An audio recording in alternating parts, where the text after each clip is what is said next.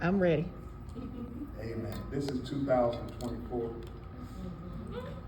Amen. You ready now? Go ahead and start. I did. All right. In 2017, there was a woman that started what we now know as the Women's American Basketball Association. She is from New Jersey. She's still in New Jersey. And she doesn't know that we did this today.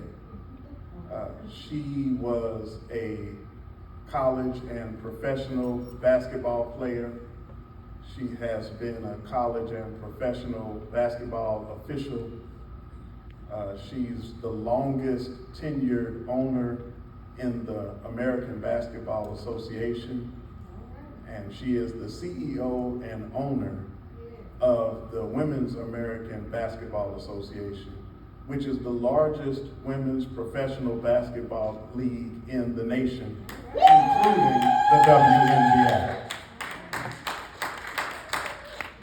Today, to commemorate her for all that she has done, we have named this award that's been given the Marsha Blount Presidential Award for Women of Excellence. Hashtag yes you can. And Marsha, these ladies have joined us to celebrate you today for all of the great things that you have done and that you continue to do.